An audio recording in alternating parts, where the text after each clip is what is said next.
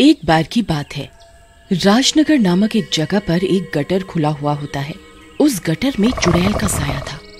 उस गटर के आसपास से यदि कोई भी गुजरता था तो चुड़ैल उसे गटर के अंदर खींचकर मार डालती थी। एक दिन एक आदमी वहाँ से गुजर रहा होता है।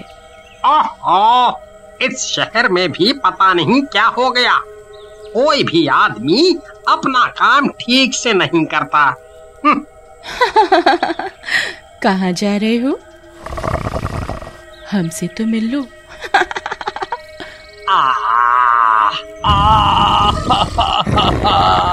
भाई, कोई मेरी मदद करो।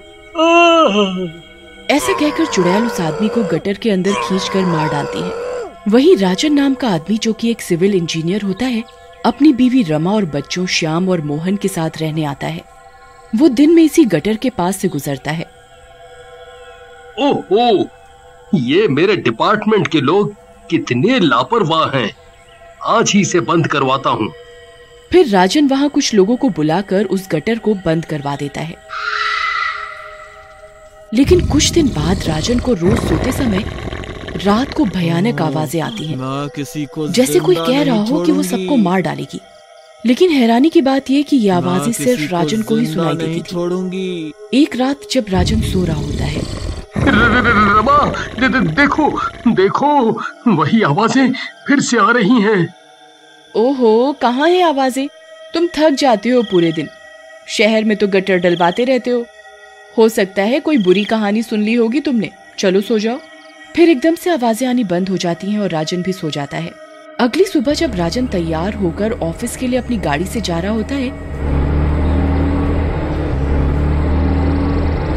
तभी एक औरत उससे लिफ्ट मांगती है। राजन गाड़ी रोक देता है और औरत गाड़ी के अंदर आकर बैठ जाती है। मैडम, आप इतनी सुनसान रोड पर अकेले कहाँ जा रही हो? लेकिन औरत कोई जवाब नहीं देती।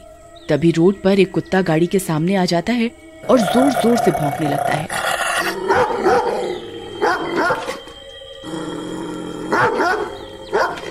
और राजन के जोर जोर से हॉर्न बजाने के बाद भी नहीं हटता। ओहो, ये कुत्ते भी ना बहुत हो गए हैं। आज ही कंप्लेंट करके इनको हटवाता हूँ रोड से। 1 मिनट मैडम, आप बैठिए, मैं इसको हटाता हूँ। कुत्ते को हटाने के लिए राजन जैसे ही गाड़ी से उतरता है, कार के अंदर बैठी औरत गायब हो जाती है और कुत्ते भी भौंकना बंद कर देते हैं। राजन वापस गाड़ी में बैठता है। अरे, ये औरत कहाँ गई? अभी तो यहीं थी। लगता है डर गई होगी बेचारी। चलो खैर, ऑफिस चलूं। राजन वहां से चला जाता है, लेकिन उसकी गाड़ी के जाते ही वो औरत वहां वापस आ जाती है और राजन की गाड़ी को दूर से देखती है। रात को राजन वापस घर आता है और रमा को सारी बात बताता है, जिसे सुनकर रमा हंसने लगती है। तुम भी ना बहुत डरपोक हो गए हो। अरे, कोई चुड़ैल थोड़ी है वो। कोई बात नहीं, सो जाओ। राजन सो जाता है। उधर आधी रात में उसे फिर से डरावनी आवाजें सुनाई देने लगती हैं, जिसे सुनकर राजन जग जाता है। उसे सामने फिर से वही औरत खड़ी दिखाई देती है, जो उसे ही देखी जा रही होती है। अरे मर गए रे। राजन रमा को उठाने की कोशिश करता है, लेकिन उसके मुंह से आवाज नहीं निकलती और ना ही उसके हाथ हिल पाते हैं। तभी वो औरत चलने लगती है और राजन भी उसके पीछे पीछे सम्मोहित सा होकर चलने लगता है। छत पर पहुंचाने के बाद राजन की एकदम से आवाज निकलती है। कौन हो तुम? और मेरा इतने दिनों से पीछा क्यों कर रही हो? तभी औरत एकदम से चुड़ैल बन जाती है और उसके ऊपर गटर का काला काला मलबा भी लगा होता है। मेरा नाम सीमा है, मैं तुम्हारी जान लेने आई हूँ। तुम और तुम्हारे जैसे सारे इंजीनियर जिन्होंने इस शहर में गटर डलवाए हैं। जी, मैं तो अभी इस शहर में आया हूँ। भला मैं आपकी जान कैसे ले सकता हूँ? आप पूरी बात बताइए, शायद मैं आपकी मदद कर सकूं। मेरी मदद? मेरी मदद तो तेरे मरने के बाद ही हो पाएगी। लेकिन तू सुनना चाहता है तो मैं तेरे मरने से पहले तुझे वजह जरूर बताऊंगी। मेरा नाम सीमा है।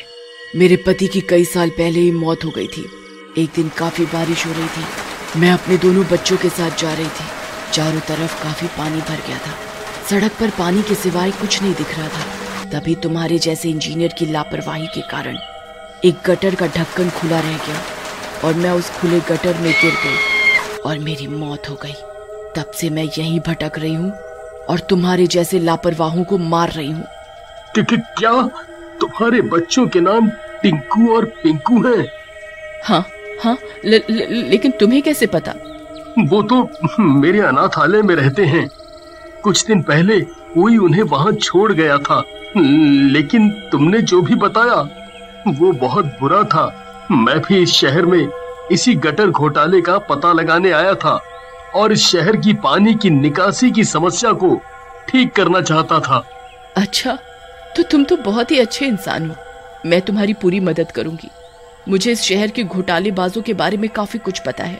अगले दिन राजन तैयार होकर बबलू नामक एक ठेकेदार के पास पहुंचता है जो कि गटर सफाई का काम करवाता था। बबलू अपने गुंडों के साथ बैठा होता है। बबलू, तुम गटर साफ क्यों नहीं करवाते, जबकि सरकार तो तुम्हें पूरे पैसे देती है? अरे आओ इंजीनियर बाबू, इतने गुस्से में काहे हो? जब सरकार हमका पैसा दे रही है तो तुम काहे गरम हो रहे हो? देखो बबलू, अगर तुम ढंग से काम नहीं करोगे तो मैं तुम्हारा टेंडर बंद करवा दूंगा। हमारा टेंडर तो आप तो क्या, आपके बाप भी बंद नहीं करवा सकते। ऐसा कहकर बबलू राजन पर हमला कर देता है, लेकिन तभी चुड़ैल वहां आ जाती है। बाप का तो पता नहीं, लेकिन मेरे रहते तुम इसे छू भी नहीं सकते। ऐसा कहकर चुड़ैल बबलू को मार देती है। अगले दिन राजन शहर के नेताजी के पास जाता है। नेताजी, मैं यहाँ का नया सफाई इंचार्ज राजन हूँ। यहाँ इतनी गंदगी फैली है और जगह जगह गटर खुले हैं। आप इस विषय में कुछ करते नहीं या आप कुछ देखते ही नहीं? अरे राजन बचुआ, इतना सब नहीं बोलते। हमको सब दिखता है। जनता हमको आप लोगों की सेवा के लिए भेजे हैं, हम वही तो कर रहे हैं। बाकी रात में आओ हमारे घर, वहीं पर सब बात करेंगे। है?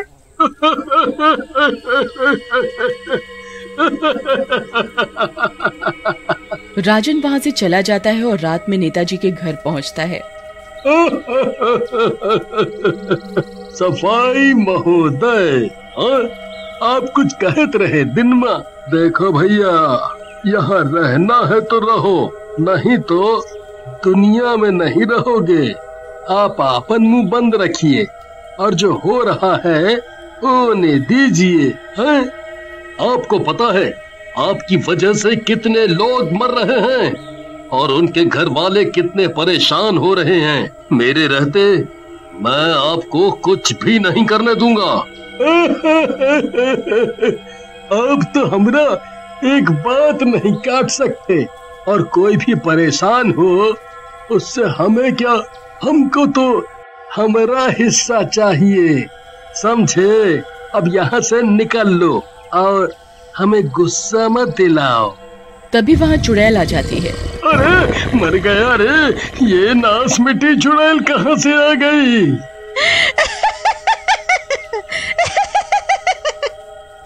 नेता, राजन तो यहाँ से कहीं नहीं जाएगा। हाँ, तू इस दुनिया से जरूर चला जाएगा। तुझे पता नहीं तेरे इस पैसे के लालच की वजह से कितने घर बर्बाद हुए हैं, जिनमें से एक घर मेरा भी है। फिर चुड़ैल उसे मार डालती है और राजन के साथ अपने बच्चों से मिलने जाती है। मेरे बच्चे, चुड़ैल उन्हें गले से लगा लेती है। बच्चे चुड़ैल को देखकर डरने लगते हैं। डरो नहीं, ये तुम्हारी माँ है बच्चों। राजन, आज मेरी आत्मा को शांति मिली है। अब मैं आराम से इस दुनिया से जा सकूंगी। तुम मेरे बच्चों का ध्यान रखना और जो नेक काम तुम कर रहे हो करते रहना। तुम्हें जब भी मेरी जरूरत हो याद कर लेना।